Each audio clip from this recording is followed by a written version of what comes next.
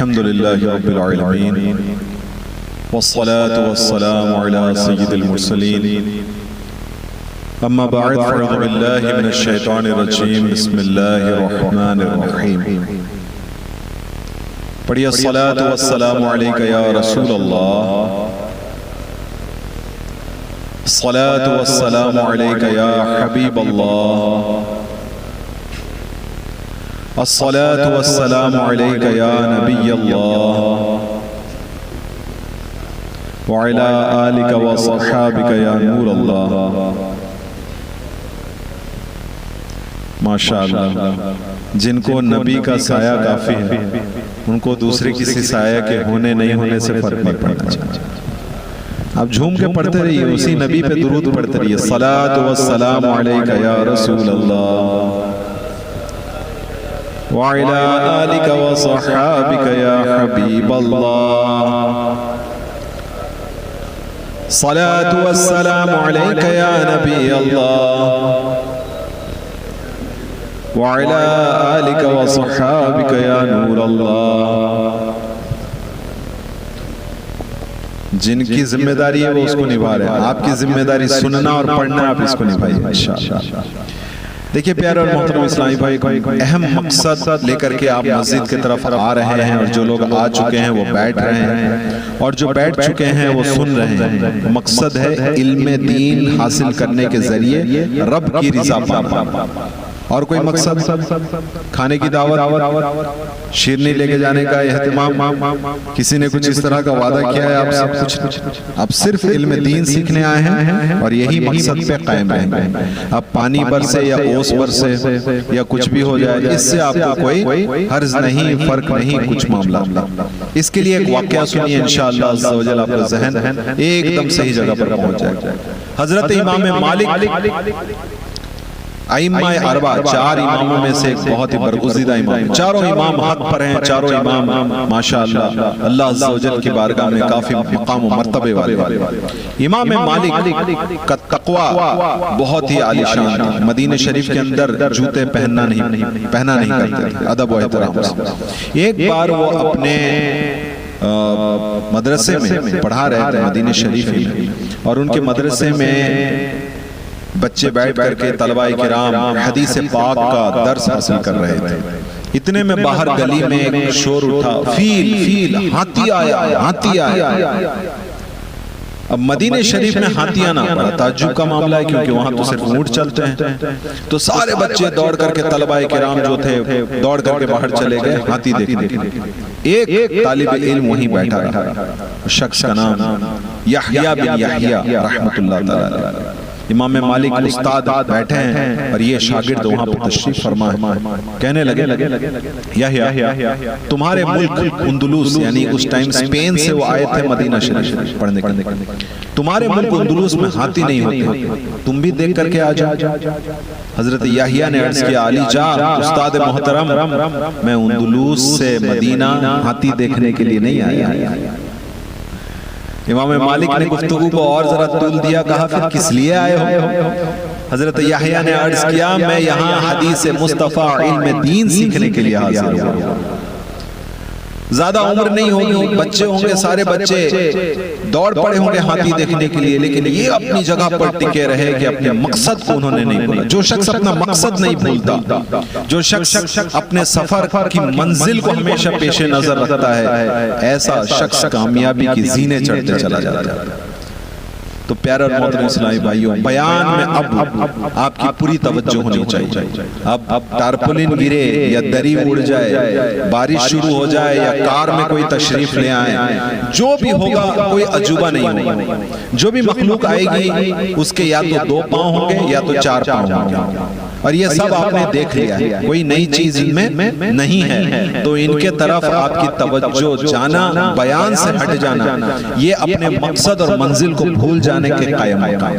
اور ایسا آپ ہونے نہیں دیں گے, کیونکہ آپ سب عقل مند, ذی شعور اور اپنے منزل کے طرف رواں دواں حضرات ہیں انشاءاللہ. ہے کہ نہیں؟ کوئی اپنے منزل کو بھول بیٹھا ہے, ہر کسی کو پتا ہے اس کو کہاں جانا ہے. البتہ ہر ایک کی منزل الگ الگ بنا رکھی ہے لوگوں نے, کسی کو کچھ چاہیے. 3 دن قرآن میں دعوت اسلامی کا یہ مدنی قافلہ ٹھہرا، ہر قسم کے لوگوں سے ہر قسم کی باتیں ہوئی اور ہر قسم کے لوگوں سے ان کی منزلوں کا احساس ہوا، کسی کی منزل کہاں، کوئی کدھر رواں دواں ہے، کس کے قدم کدھر چل رہے ہیں، سب کا ایک ہلکا سا اندازہ ہوگا۔ لیکن تمام باتوں کے اوپر گفتگو کرنے سے پہلے آئیے ہم جانیں، سیکھیں، سمجھیں کہ نبی پاک صاحب الاولاق سیاح افلاق صلی اللہ علیہ وسلم پر درود پڑھنے کے فضیلتیں کیا، فائدے کیا۔ فائدے تو ہوں گے ضرور، کیونکہ یہ پیارے آقا صلی اللہ علیہ وسلم کے حکم میں بھی ہے، قرآن پاک کے بھی حکم میں بھی ہے، ہمارے بزرگان دین کے طریقہ کار میں بھی ہے، اور سیدی اعلیٰ حضرت کے مسلک میں بھی ہے کہ درود و سلام پڑھتے رہیں، پڑھاتے رہیں انشاءاللہ۔ یہ ہے ہمارا تو درود پاک کی فضیلت سنیے کہ پچھلی امتوں میں ایک ایسا شخص بھی گزرا تھا جس نے اپنی 200 سال کی زندگی میں اس نے نیکی نہیں کی، گناہ کیا، بڑا بدماش تھا، بڑا ہی سنگ دل تھا، بڑا ہی سخت مزاج تھا، اس کو کسی پر رحم نہیں آتا تھا، وہ بہت ہی سب کے ساتھ تلخی کے ساتھ بات کرتا، پیش آتا، مارم پیٹی کرتا۔ اور جب ایسا شخص 200 سال تک زندہ رہ جائے تو سمجھ لیجیے کتنے دشمن بنا کر کے رکھے ہوں گے اسے، کتنے سارے لوگ اس سے تنگ آ چکے ہوں گے، جس گلی سے گزرتا ہوگا لوگ ادھر سے آنا جانا بند کر دیتے ہوں۔ تو یہ شخص جب مرا تو ظاہر سی بات ہے بستی والوں نے اس کے ساتھ کوئی معاملہ نہیں کیا، اس کو گھسیٹ کر لے کر کوڑے کے ایک ڈھیر پر چھوڑا۔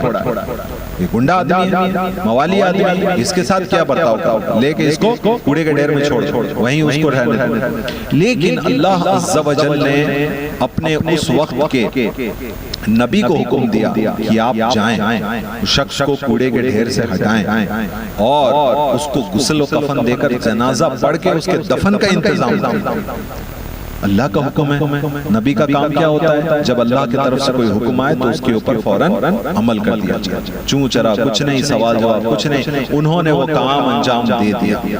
دینے کے بعد میں اللہ عز و جل کے بارگاہ میں عرض گزار ہے، یا اللہ عز و جل، یہ شخص تو اپنی بستی کا، اپنے شہر کا بہت ہی بدنام شخص تھا، ناپسندیدہ شخص تھا، شر انگیز یعنی بدماشی کرنے والا شخص تھا، اس کو تو نے اتنا اکرام کیوں عطا فرمایا کہ اب تیرے نبی کو اس وقت کے نبی کے ذریعے اس کے جنازے کا اہتمام، اس کے کفن دفن کا اہتمام کروایا؟ کیا کام اس نے کیا تھا کہ تو نے اس کو یہ درجہ عطا فرمایا؟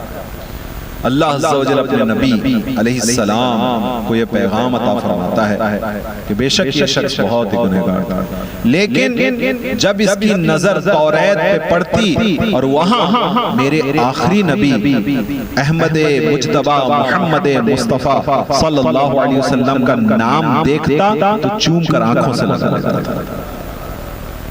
بس اس کی یہ ادا مجھ کو اتنی پسند آئی کہ میں نے اس کے 200 سال کے گناہوں کو بخش دیا۔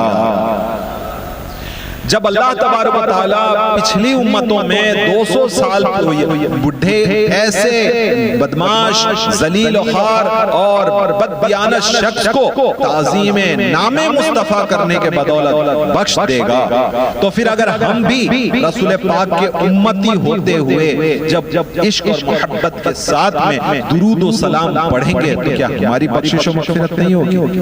انشاءاللہ عز و جل بخشش و مغفرت ہوگی، انشاءاللہ صحت و عافیت ہوگی، اور انشاءاللہ ایمان اور عافیت ہوگی، اور اسی حالت میں ہم کو شہادت کی موت بھی آئے گی انشاءاللہ۔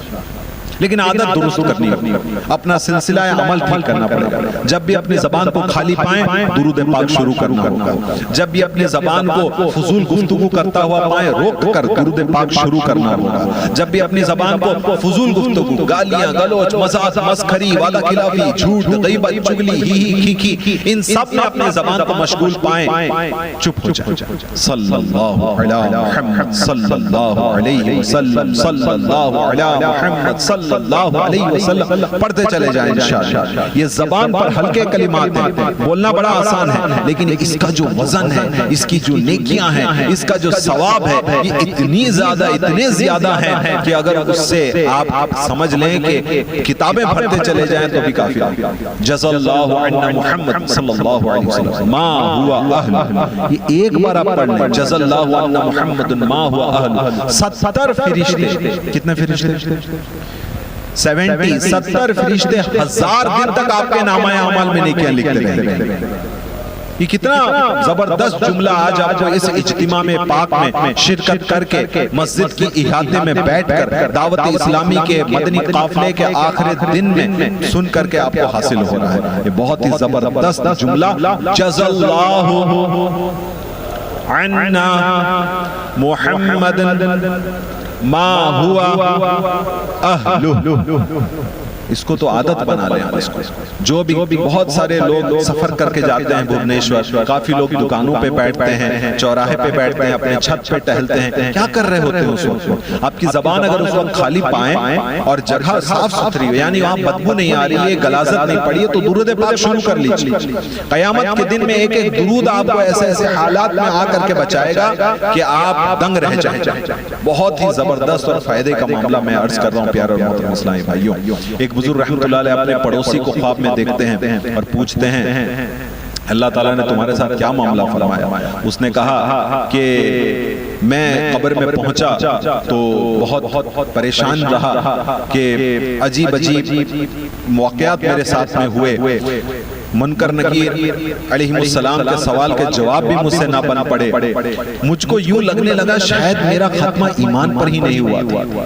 اتنے میں ایک نورانی صورت بزرگ نمودار ہوا اور انہوں نے مجھ کو یہ قبر کے سوال کے جوابات بھی دے دیے جن سے مجھے چھٹکارا ملا، اور وہ جب جانے لگے تو میں نے ان کو روک کر کے پوچھا اے کرم فرما آپ ہیں کون؟ تو اس بزرگ نے جواب دیا تیرے درود پاک پڑھنے کی وجہ سے مجھ کو پیدا کیا گیا ہے اور اس بات کی ذمہ داری دی گئی کہ مصیبت کے وقت میں تیرے کام آؤں۔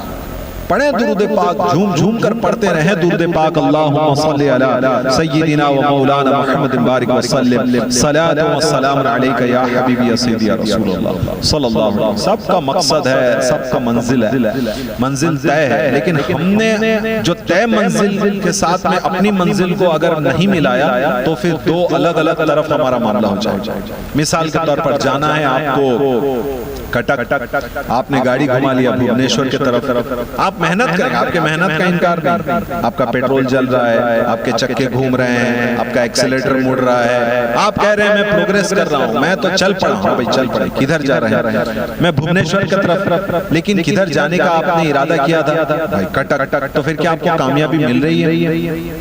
نہیں مل رہی۔ ہم سب نے اپنی منزل بنا رکھی ہے، کچھ سب نے اپنا اپنا منزل طے کر لیا، چاہے وہ کوئی بھی ہو، چھوٹے بچے ہوں یا نوجوان ہوں یا ادھیڑ عمر کے لوگ ہوں یا دکاندار ہوں یا کیسے بھی لوگ ہوں، سب اپنے اپنے طور پر، سب اپنے اپنے انداز میں پیارے اور محترم اسلامی بھائیوں ہم اپنے اپنے منزل کے طرف رواں ہیں۔ سارے لوگ منزل کے طرف رواں دواں ہیں۔ البتہ یہ ہے کہ یہ جو مقام اور منزل ہم نے طے کی نا بہت مختصر ہے، بہت کم دوری پر ہے، بس آگے جا کر کے وہ مل جائے گی، اور یہ شاید 20-25 سال کے اندر ہماری منزلیں ہم نے جو طے کر رکھی وہ حاصل ہو جائے گی۔ لیکن جو اصل منزل ہے ہمارا وہ کافی دور میں۔ دونوں کا میں ایگزامپل دے دیتا ہوں۔ جو ہمارے چھوٹے بچے، ان کو آپ پوچھیں آپ کہاں جانا چاہتے ہیں، کہاں پہنچنا چاہتے ہیں، آپ کی منزل کیا ہے؟ ان میں سے یہ کہیں گے کہ ہماری منزل جو ہے ایک ٹوائے شاپ، ایک کھلونے کی دکان ہے، وہاں پہنچنا چاہتے ہیں اور ہم چاہتے ہیں کہ ابو ہمارے وہاں کے کھلونے ہم کو خرید کے دیں۔ یہ ان کا منزل۔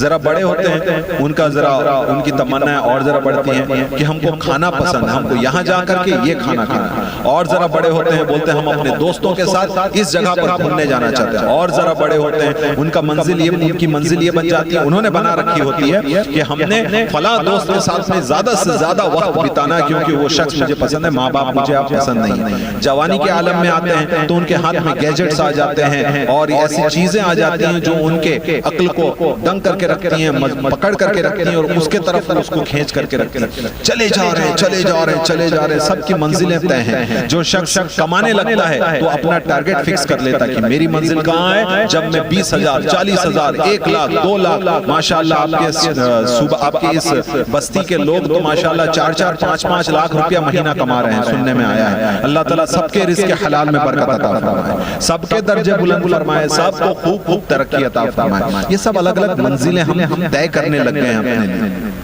سوال یہ ہے کہ یہ منزل کب مل سکتی ہے؟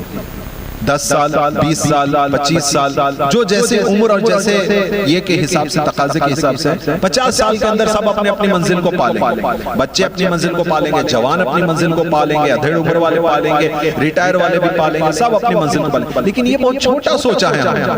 ہم اتنے چھوٹے نہیں ہیں کہ بس اتنے بے راضی ہو جائیں کہ جناب ہم کو یہاں پہنچنا ہے, ہم پہنچ گئے. ہم کو تو اللہ تبارک و تعالیٰ نے کسی اور کام کے لیے, کسی اور سفر کے لیے, کسی اور منزل کے لیے تیار کیا ہے. اس کے مطابق عقل عطا فرمائی, شعور عطا فرمایا, توفیق عطا فرمائی. اس کے لیے ہمارے اندر صلاحیتیں آئیں, بولنے کی قوت آئی, دیکھنے کی, سننے کی, سمجھنے کی, سوچنے کی, سب کی قوتیں اللہ تبارک و تعالیٰ نے دی. اس کا استعمال ہم صرف چند روپے, ایک ڈبل ڈپلیکس گھر, ایک گاڑی, ایک بینک بیلنس, آدھا کلو سونا, اتنے میں آ کر کے ہم رک جائیں گے. 5 پلاٹ زمین, اپنے بچوں کی شادی بیاہ, نوکری, اپنے لیے ایک بہترین سا سفر, اتنے میں رک جائیں گے. ذرا بڑا سوچیں, ہم بڑے لوگ ہیں. اللہ تبارک و تعالیٰ نے ہم کو اشرف المخلوقات بنایا. گھوڑا نہیں بنائے گئے, ہم گائے نہیں بنائے گئے, ہاتھی نہیں بنائے گئے, شیر نہیں بنائے گئے. اللہ تعالیٰ نے ہم کو تمام مخلوقات میں سب سے افضل مخلوق بنایا. کیا بنایا اللہ نے ہم کو؟ انسان بنایا, آدمی بنایا. اور ہماری منزل بھی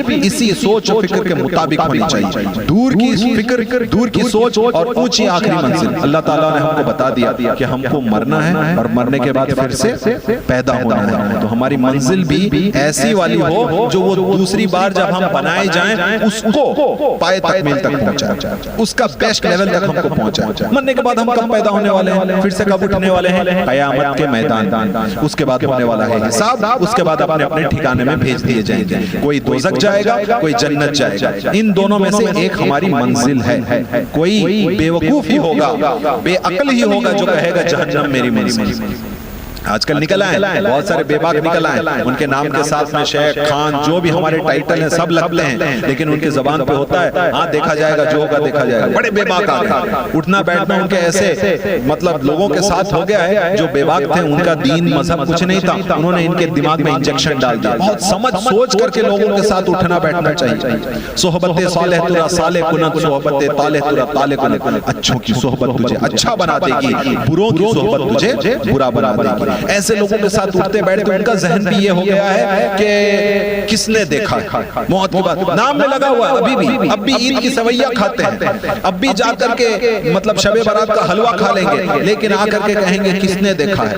بعض اوقات زبان پر ایسے الفاظ بھی آ جائیں گے, غوث پاک کی کرامت, غوث پاک کی کرامت, کس نے دیکھا ہے؟ معاذ اللہ, استغفر اللہ. یہ زبان سے نکلنے والے الفاظ یہ صحبت کا اثر ہے. رنگ چڑھا ہوا ہے آس پاس اٹھنے بیٹھنے والوں کے پاس. بڑے پھونک پھونک کر کے لوگوں کو اپنا دوست بنائیں گے اور ان کی باتیں اپنے کان میں ڈالیں گے. کھانا کھانے سے پہلے سب چیک کرواتے ہیں, پوچھواتے ہیں گرم ہے, نمک درست ہے, تعداد صحیح ہے, سب پوچھتے ہیں. تب پلیٹ میں کسی چیز کو آنے کی اجازت دیتے ہیں. آپ اگر چاول ٹھنڈا ہو جائے تو واپس بھیج دیتے ہیں, گرم چاول لے کر کے آؤ, اس سے کام نہیں چلے گا. آپ کے پلیٹ میں آنے کے لیے ایک کھانے کو بہت سارے لیول سے کراس ہونا پڑتا ہے, لیکن آپ کے کان اور آپ کے آنکھ کے ذریعے آپ کے دل میں پہنچنے کے لیے سب لوگوں کو لکھ دیا رہے. جس کا ویڈیو آ گیا اس کو دیکھ لیے, جس کا فارورڈ آ گیا اس کو پڑھ لیے, جس کا بیان آ گیا اس کو سن لیے, جس کا شارٹ فارورڈ ہو گیا اس کو آ گیا, جو ریل آپ کے فیڈ میں آ گیا اس کو دیکھ لیے. ان کا کوئی فلٹر نہیں ہے, آنکھ اور کان کے اوپر میں کوئی پردہ نہیں لگانا ہے. ان کے ذریعے جو غلاظت, جو خباثت آ جائے سب کو قبول, سب منظور, سب کو آپ کے دل اور دماغ اور یادداشت میں جگہ مبارک ہو گیا. ایسے کیسے ہو سکتا ہے پیارے اور محترم اسلامی بھائیوں؟ یہ دل بہت ہی صاف ستھرا رکھنا ہے آپ نے. یہ بہت ایسی چیز ہے جہاں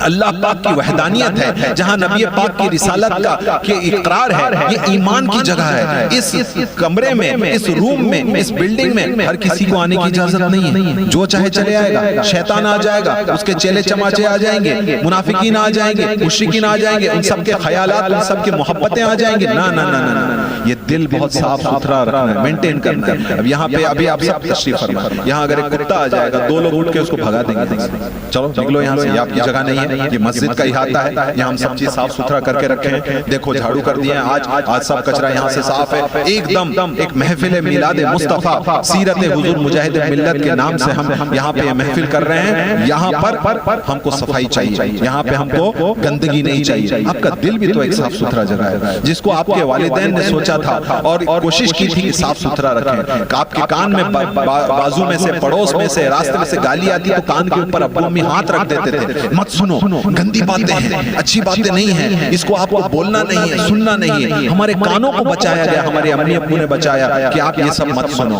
ہم جب کچھ برا دیکھتے تو بڑے بھائی بہن آنکھ پر ہاتھ رکھ دیتے، مت دیکھو یہ غلیظ چیز ہے، اس کو دیکھنے سے بچو. ہر چیز سے ہم کو بچپن میں بچایا گیا، اور آج بڑے ہو کر کے ہم نے ساری کھڑکی دروازے کھول دیے. سناؤ ہم کو گانا، سناؤ ہم کو میوزک، سناؤ ہم کو ادھر ادھر کی باتیں، ہم کو کامیڈی سناؤ. کامیڈی میں کس نے آ کر کے نبی کے بارے میں کچھ کہہ دیا، فرشتے کے بارے میں کچھ کہہ دیا، آڈینس ہنس رہی تھی، ہم بھی ہنس پڑے. معاذ اللہ، یہ ہمارے گھر کے ہمارے دل کی عمارت کا یہ حال ہے. سارے کھڑکی دروازے کھلے ہیں، سارے کھڑکی دروازے کھلیں گے جب اذان کی آواز آئے گی، حی علی الصلاۃ، کھڑکی کھلے گا، دروازہ کھلے گا، دل میں آواز آئے گی، لبیک کہتے ہوئے ہم مسجد کی طرف آئیں گے. اس وقت دروازہ کھلے گا، حی علی الفلاح، کامیابی کی طرف آؤ، ہم دوڑ کر کے چلے آئیں گے. نیکی کی دعوت دی جائے گی، آئیے مسجد میں بیان جاری ہے، تشریف لے جائیے، ہم دوڑتے دوڑتے چلے جائیں گے. ان سب کے لیے کھڑکی دروازے کھلے ہیں، ہر ایک کے لیے نہیں کھلے ہیں. ہم عام نہیں، ہم خاص اشرف المخلوقات. سب کے بننے کے پیچھے مقصد ہے، سب کے بنانے کے پیچھے مقصد ہے. ایک مرتبہ حضرت موسیٰ علیہ نبینا علیہ السلام ایک دیوار پر ایک چھپکلی کو دیکھتے ہیں اور دیکھ کر کے پوچھتے ہیں، یا اللہ عز و جل، تو نے اس چھپکلی کو کیوں پیدا کیا؟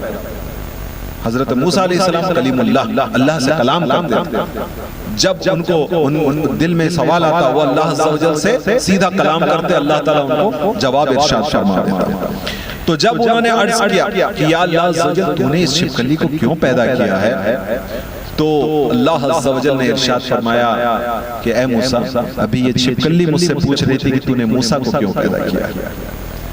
اے موسیٰ یاد رکھ کہ میں نے کسی چیز کو بغیر حکمت کے نہیں بنایا. ہر چیز کو پیدا کرنے کے پیچھے ایک راز ہے، ایک حکمت ہے، ایک مقصد ہے. یہ پیغام حضرت موسیٰ علیہ السلام کے ذریعے ہم سب کے لیے ہے کہ ہر چیز جو ہم دیکھ رہے ہیں کسی نہ کسی مقصد کے لیے، چھپکلی تک مقصد کے لیے ہے. تو سوچی کہ ہم اتنے بڑے چلتے پھرتے پرزے، سوچنے کی اتنی حیت اور حیثیت ہماری، ایسے ایسے چیزیں ہم نے بنا ڈالی ہیں انسانی عقل کے سہارے اللہ عز و جل کی عطا سے، کہ اگر آج سے 100 سال پہلے کی انسان آ کر کے دیکھ لے تو ان کو یقین نہ ہو کہ اتنی زبردست لائٹ ہو سکتی ہے، آواز کو اتنے بلند آواز میں پھیلایا جا سکتا ہے، اسمارٹ فون ان کے ہاتھ میں دے دیا جائے تو ان کی عقلیں دنگ ہو جائے. یہ کیا انسان نے بنا کر کے رکھ دیا ہے. سب کا الگ الگ مقصد ہے، اور اگر کوئی اپنے مقصد میں کامیاب نہیں ہوگا تو جیسے سارے بیکار چیزوں کے ساتھ کیا جاتا ہے ہمارے ساتھ بھی کیا جائے گا. فی الحال آپ جس چیئر پہ بیٹھے ہیں، اس کا مقصد ہے آپ کا بوجھ کو برداشت کرے، آپ کو ایک اچھے پوزیشن میں بٹھا کر کے بیان کے اختتام تک. اگر اس میں سے اس کرسی کے 4 پاؤں میں سے ایک پاؤں بھی ٹوٹ گیا، کیا کریں گے اس کے بعد؟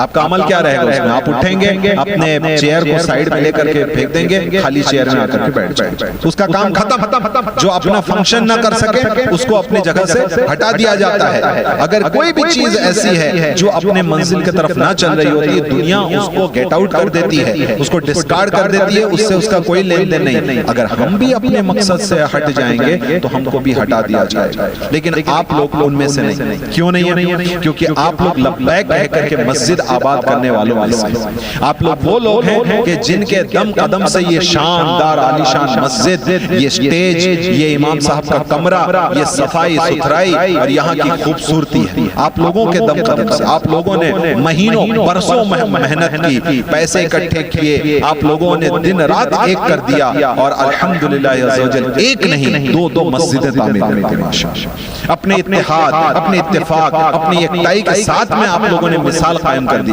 قرآن بستی ایسی بستی ہے جس کی مثال کٹک سے لے کے بھوبنیشور تک دی جا سکتی ہے. ایک کمیٹی نے 2 مسجدیں قائم کی اور دونوں کو آباد کر رکھا ہے. مسجد آباد کرنا یہ بہت ہی خوش قسمتوں کا کام ہے. مسجد آباد کرنا سب کی قسمت کی بات نہیں ہوتی، بلکہ جو مسجد آباد نہیں کرتے تو بدقسمت ہو جاتے ہیں، ان کے لیے مسجد خود بد دعا کرتی ہے. ایک بزرگ رحمۃ اللہ علیہ تبلیغ دین کے واسطے، نیکی کی دعوت کے واسطے سفر پہ چلتے چلتے ایک مسجد میں آ کر کے رات میں ٹھہرے. ان کا بھی کیا عالم تھا، ان کا بھی ذہن یہ تھا کہ اگر ہم ٹھہریں گے تو اللہ کے گھر میں اعتکاف کی نیت سے ٹھہر جائیں گے. ٹھہر گئے، رات میں رونے کی آواز، مسجد میں رکے، رونے کی آواز. اور ہر نرم دل شخص کسی کو روتا ہوا دیکھ نہیں سکتا، سن نہیں سکتا، کچھ نہ کچھ اس کا ضرور کرے گا. یا تو اس کا مقصد حل کر دے گا، یا اس کی ضرورت پوری کر دے گا، یا کم سے کم اس کو پیٹ تھپک کر کے اس کو حوصلہ افزائی کرے گا.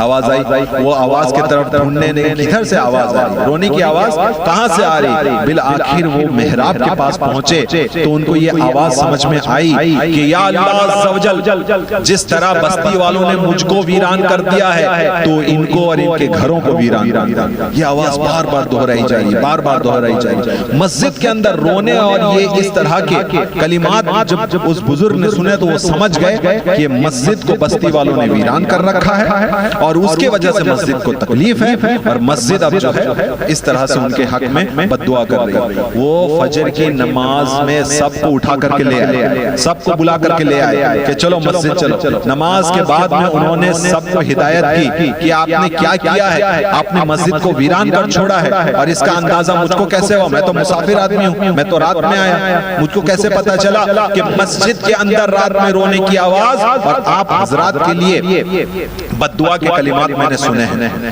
آپ اگر آپ خود کے اوپر میں ترس کھاتے ہو، اپنے حالات سے آپ سے کچھ بھی لین دین ہے تو مسجد کو آباد کر، مسجد کو ویران مت کر، یہ کہہ کر کے آپ وہاں پر ان سب کو ذمہ دے کر سونپ کر کے آگے چلے۔ کچھ دنوں بعد ادھر سے ان کو واپسی کا کام ہوا تو پھر سے رات میں آپ ٹھہرے، اس بار محراب سے جو آواز آ رہی تھی وہ بڑی پیاری، یا اللہ جس طرح بستی والوں نے مجھ کو آباد کیا ہے تو بھی ان کو آباد کر، جس طرح ان لوگوں نے میرے اندر میں نمازیں قائم کی، یا رب اللہ تو بھی ان کے اندر میں کامیابی قائم کر۔ یہ آواز جب سنی، بزرگ کے کان تھے، انہی کے کان سن سکتے ہیں، ہم کو نہ تو کچھ دکھتا ہے نہ سنائی دیتا ہے، ہم کو جو دکھنے والی چیزیں بھی دکھائی نہیں دیتی، اس کے لیے بھی مائنس پلس کا چشمہ پہننا پڑتا ہے۔ ان کے دل کے دروازے کھلے تھے، انہوں نے یہ آواز سن کر کے پھر سے بستی والوں کو خوشخبری سنا دی کہ اے بستی والوں مبارک ہو، مسجد تمہارے حق میں دعا کر رہی ہے۔ یہ مسجد تو ایک عمارت ہے، یہ کیسے دعا کر سکتی ہے؟ پیارے اسلامی بھائیوں، کوئی بھی چیز بغیر کوئی حیثیت کے نہیں، ہر ایک چیز کچھ نہ کچھ کام میں مشغول۔ آپ جو چھت کا چٹکنا سنتے ہیں، دروازے کی آواز سنتے ہیں، یہ بھی ذکر اللہ کی آواز ہے، اور وہ کیا ذکر ہے؟ سبحان اللہ و بحمدہ، یہ آواز ہے، یہ ذکر ہے، اور یہ بے جان چیزیں اس ذکر کو کر رہی ہیں۔ ایک بزرگ رحمت اللہ علیہ نے جب یہ بیان کیا تو کسی یہ نٹکھٹ شخص نے اعتراض کر دیا، حضرت اگر یہ بات ہے تو ہم سن کیوں نہیں سکتے؟ سارے لوگ ساری چیزیں اگر ذکر اللہ کریں، ہم کو سنائی کیوں نہیں دیتا؟ بزرگ نے کہا کہ خیر میں آپ کو اس کا جواب بعد میں دوں گا۔ یہ کہنے کے بعد میں پوچھنے والے کو استنجا لگا، اب وہ استنجا کرنے گیا تو جہاں استنجا کرنے کا اس نے ارادہ کیا تھا، زمین کے اس حصے سے اللہ اللہ کی آوازیں آنے لگیں۔ اب اس نے جیسے تیسے استنجا کیا، اب ڈھیلا اٹھایا کہ میں اس سے استنجا سکھاؤں، اس ڈھیلے سے اللہ اللہ کی آواز آنے لگی۔ وہ پریشان حال بزرگ کے پاس آ کر کے کہنے لگا، حضرت میں سمجھ کیا سمجھے؟ اللہ عز و جل نے اپنے ذکر کی آوازوں کو ہم پر مخفی اس لیے رکھا ہے تاکہ ہم انسان اپنی زندگی کو نارمل گزار سکیں۔ اگر ہر چیز کا ذکر ہم سننے لگیں گے تو ہم کچھ کر ہی نہیں پائیں گے، ہم تو ہر چیز کا احترام کرتے ہوئے اس سے دور ہم چل بھی نہیں پائیں گے، ہم زمین پہ کیسے چلیں؟ اس سے اللہ کی آواز آ رہی ہے۔ تو پیارے اور محترم اسلامی بھائیوں، البتہ یہ بے جان دکھنے والی چیزیں بھی بروز قیامت جاندار ہو کر کے آئیں گے۔ مسجدیں اونٹ کے مانند آئیں گی کہ جس کو امام اور مؤذن ہانک کر کے لے کے جا رہے ہوں گے، اور اس کی خوبصورتی اور اس کے چمک دمک سے اللہ اللہ پورا روز میدان قیامت جگمگا اٹھے گا۔ کہ مسجد ایسی شاندار عالیشان جگہ ہے جو ہمارے لیے بہت زیادہ معنی رکھتی ہے۔ مسجد آج کے ڈیٹ میں ہمارے لیے صرف 5 وقتہ نماز کے نام پہ رہ گئی ہے، اور گوگل میپ پہ آپ کی یہ مسجد جامع مسجد قرآن بستی کے نام سے، جامع مسجد اگر کوئی پڑھتا ہے تو اس کو سمجھ میں آتا ہے کہ یہاں پہ کیا نماز ہوتی ہے؟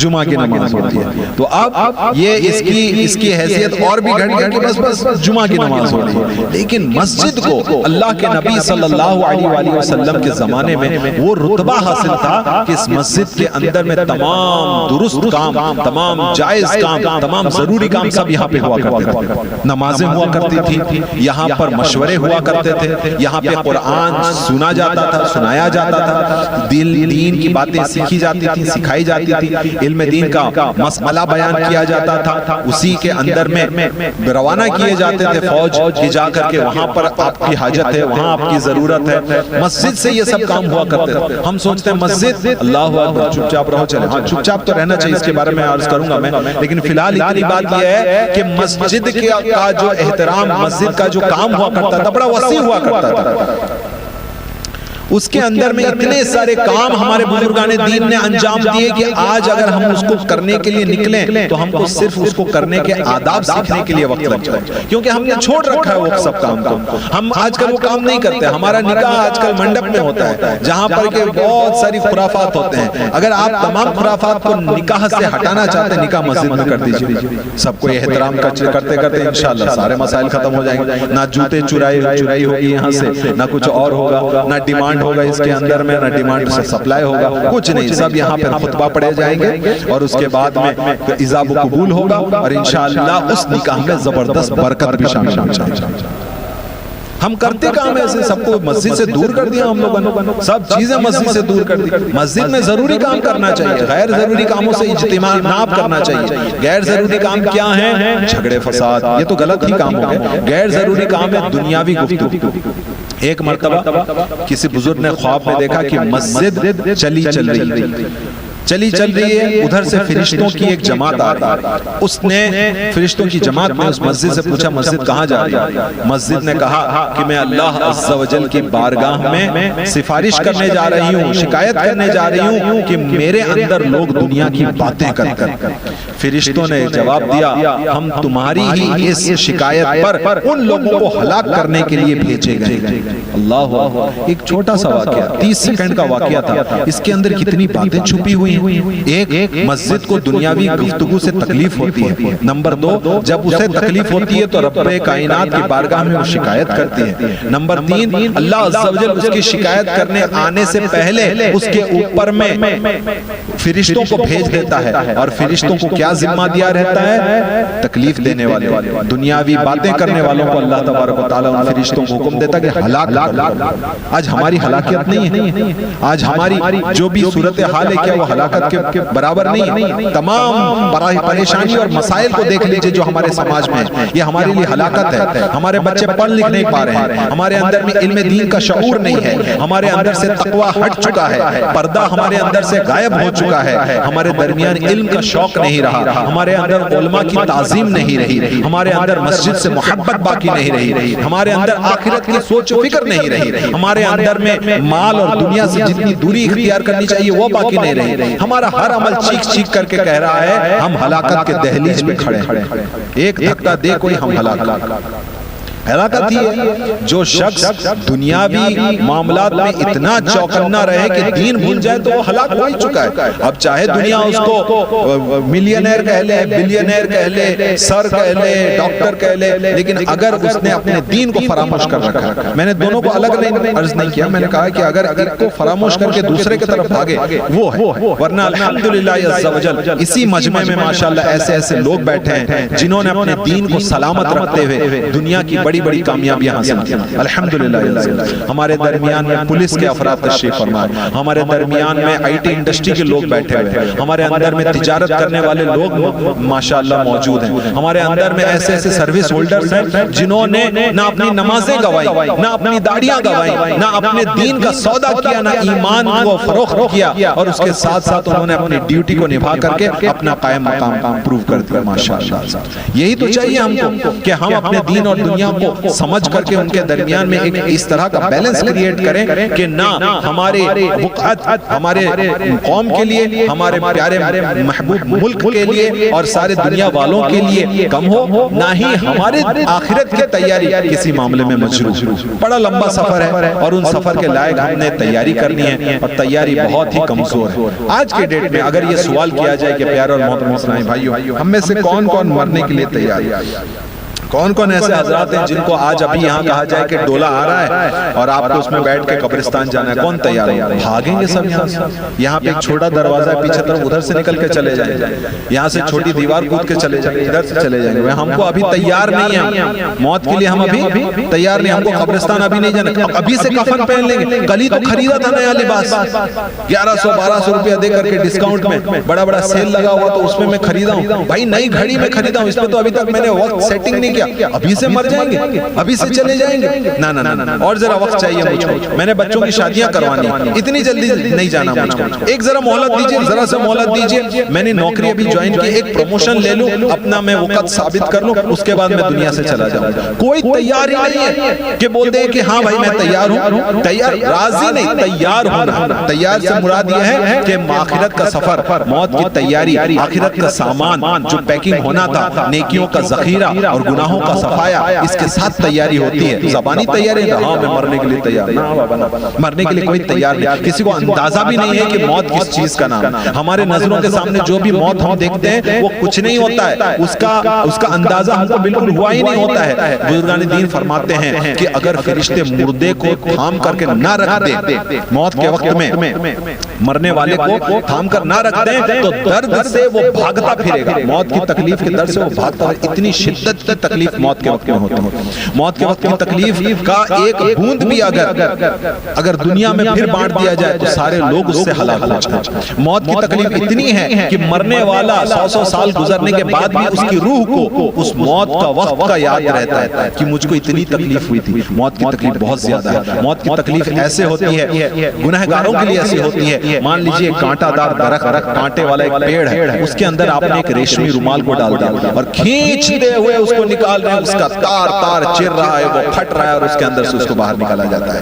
جسم سے روح کو گنہگار شخص کی اسی طرح نکالا جاتا ہے جس طرح اس ریشمی رومال کو کانٹے دار درخت سے نکالا جاتا ہے. اور اگر کوئی شخصیت ایسی تھی کہ اس نے اللہ عز و جل کے تمام احکام کو مانے, وہ انبیاء میں سے تھا, وہ بزرگان دین میں سے تھا, وہ نیکوکار تھا, وہ اللہ عز و جل کے احکام کو ماننے والا تھا, مسجد آباد کرنے والا تھا, اس طرح کا شخص اگر ہوگا تو اس کی بھی روح نکلے گی, لیکن آسان سے نکلے گی. کیسے نکلے گی کہ جیسے ریشمی رومال کو ریشمی رومال میں ڈالا جائے اور اس کے اندر سے نکالا جائے.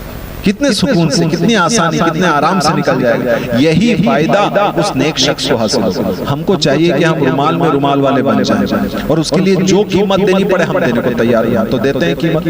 ہم کو بتایا گیا کہ آپ کے جو گھر والے ہیں ان کو آئی سی یو میں لے گئے ہیں, وینٹیلیٹر لگا ہے, ایک سلنڈر کا کتنا چل رہا تھا بھائی, کیا ریٹ تک گیا تھا کووڈ کے ٹائم میں, سلنڈر کتنا گیا تھا بھول گئے, ماشاءاللہ 4 سال کے اندر میں وہ تکلیف بھی چلی گئی. کوئی بھائی 10,000 میں دینے کو تیار, کوئی 20,000 میں آکسیجن کا سلنڈر اٹھا کے لے کے آ رہا ہے, بس 8 گھنٹہ اور ایک دن اور ان کو مل جائے, پھر اس کو ریفل کرانے جا رہا ہے. 20,000 جو کالا بازاری چلی اس ٹائم میں, 30,000 40,000, بس سانس لینے میں کیسے آسانی ہو جائے. اس کے لیے سب کچھ دینے کو ہم تیار ہو جا رہے ہیں. تو کیا ہی خوب ہوتا کہ جو چیز یقینی ہے, اب سلنڈر چڑھے گا یہ یقین نہیں, لیکن موت یقینی ہے, اس یقینی چیز کے وقت میں عافیت مل جائے, آسانی مل جائے, اس کے لیے کیا دینے کو ہم تیار ہیں. کیا ذرا سے فجر کے وقت میں قربانی دینے کو تیار نہیں ہے, کیا ذرا سے دن کے وقت میں آ کر کے امام صاحب جب فیضان سنت کا درس دینے بیٹھتے ہیں اس وقت میں 8 منٹ دینے کو ہم تیار نہیں. کیا چیز ہم کو باہر میں انتظار کر رہی ہے, کون سا سونے کا ایک گفٹ باکس آیا ہوا ہے جس کا ڈیلیوری والا مسجد کے دروازے میں OTP لے کے کھڑا ہے کہ آپ دوڑتے ہوئے چلے آئیں گے باہر میں. کون سا ایسا کام ہمارا انتظار کر رہا ہے کہ ہم جانماز کو اتنی تیزی سے موڑتے ہیں جیسے مان لو ایک سانپ آ گیا, اس کو اس کے اندر میں پکڑ کے باہر لے کے پھینکنا ہے.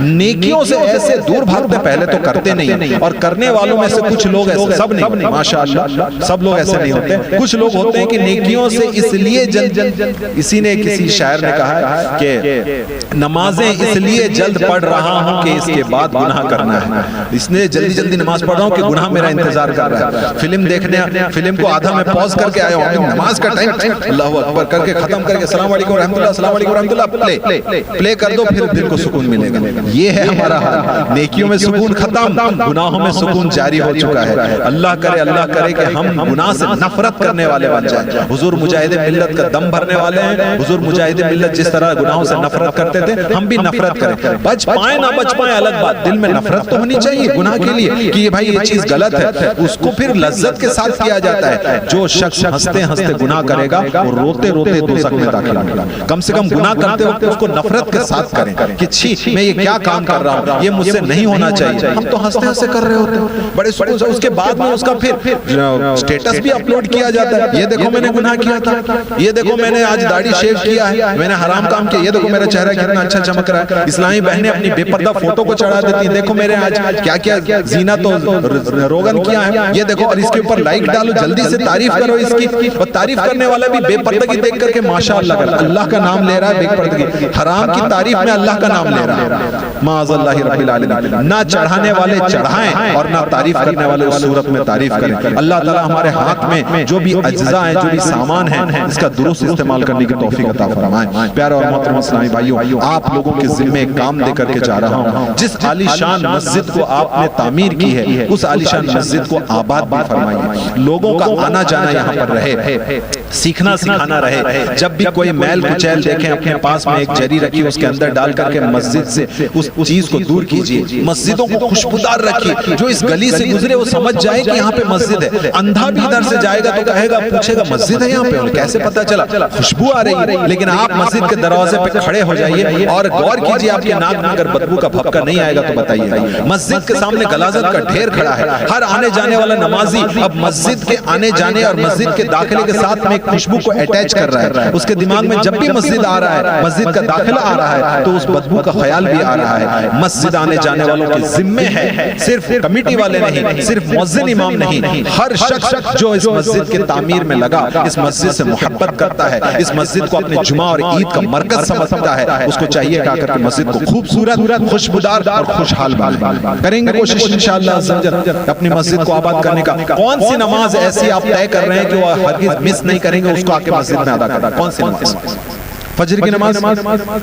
فجر کی نماز آج کل آپ کے 5:15 میں ہو رہی ہے, اور بھی دیر کی جا سکتی ہے, لیکن وہ آپ کی ذمہ ہے کہ آپ فجر کی نماز مسجد میں ادا کریں گے. نیت کیجئے انشاءاللہ فجر کی نماز مسجد میں ادا کریں گے.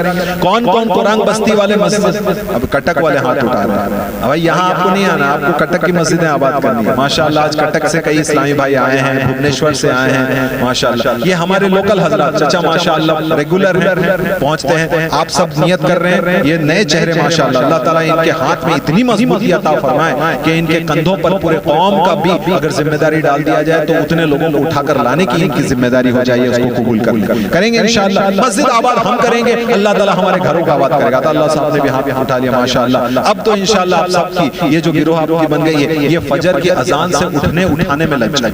اور یہ سردیوں کا موقع بہترین موقع ہے, کیونکہ دیر سے فجر ہو رہی ہے, اٹھنا آسان ہے. لیکن معذرت کے ساتھ میں علاقائی دورے کے وقت میں کئی ایسے لوگوں کو کہ گھروں پہ دستک دیے تو پتہ چلا حضرات سو رہے ہیں. اثر اور مغرب کے درمیان سونا یہ بیماری کو انویٹیشن دے کر کے بلانا, آپ ہماری زندگی میں شامل ہو جائیں. اگر کوئی اور وجہ ہے نائٹ شفٹ کرتے ہیں تو الگ بات ہے, لیکن نماز کے وقت میں سونا یہ اپنے سے خوش قسمتی کو جو ہے الوداع کہنے کے برابر. ہم فجر کی اذان سنیں گے اور اٹھائیں گے, یہ عین سنت رسول صلی اللہ علیہ وسلم کہ رسول پاک صلی اللہ علیہ وسلم فجر کی اذان کے بعد میں اٹھانے جاتے تھے لوگوں کو. اذان تو کافی تھا, صحابہ کرام خود آ جاتے, حضور نے کیوں اٹھایا؟ تاکہ بعد میں آنے والے امتی اس چیز کا احساس کریں کہ میں جو کر رہا ہوں یہ نبی پاک صلی اللہ علیہ وسلم کی سنت. حضور کا اٹھانے کا انداز اور ہوتا تھا, کسی کو اپنے ٹھوکر مبارک سے کسی کی قسمت جگا رہے ہیں, پیر سے اٹھا رہے ہیں, کسی کو آواز سے اٹھا رہے ہیں. ہم لیکن صرف آواز سے اٹھائیں گے, کسی کو ڈانٹیں گے نہیں, کسی کو چلائیں گے نہیں, پہلے سے طے کر لیں گے بابو بھائی کر کے ان کو اٹھا کر کے لیں گے پیار محبت سے. اٹھتی ہونی آتی ہونی, یہ تانا نہیں, کوئی سوال نہیں, کوئی اعتراض نہیں, صرف پیار و محبت سے, کیونکہ ہم مسجد کی دعوت دے رہے ہیں, نماز کی دعوت دے رہے ہیں. یہ پیار و محبت کا مقام ہے, دعوت بھی پیار و محبت سے ہوگی. تو انشاءاللہ عز و جل اس چیز کے اوپر میں قرآن بستی والوں نے نیت کا اظہار کیا ہے, اور کٹک بھوبنیشور والے گواہ ہیں اس کے اوپر میں. انشاءاللہ مہینہ ڈیڑھ مہینے کے بعد پھر آپ کی خدمت میں حاضری ہوگی, اور انشاءاللہ آپ کی محنت کا ثمرہ انشاءاللہ نمازیوں کی تعداد میں اضافے کی صورت میں ہم دیکھ کر کے آپ کے لیے دعا کریں گے, آپ کی تعریف کریں گے. ہم کو نہ تو روپیہ چاہیے, نہ سکہ چاہیے, نہ پیسہ چاہیے, بس اللہ تبارک و تعالیٰ کی رضا چاہیے, اور انشاءاللہ عز و جل آپ لوگ دعا کریں گے تو وہ بھی ہم کو حاصل ہو جائے گی. اللہ تعالیٰ سے دعا ہے کہ ہم سب کو کہنے سننے سے زیادہ عمل کرنے کی توفیق عطا فرمائے. آمین بجاہ نبی الامین. صلو علی الحبیب صلی اللہ تعالی علی محمد صلی اللہ علیہ وسلم. توبوا الی اللہ استغفر اللہ. صلو علی الحبیب صلی اللہ تعالی علی محمد.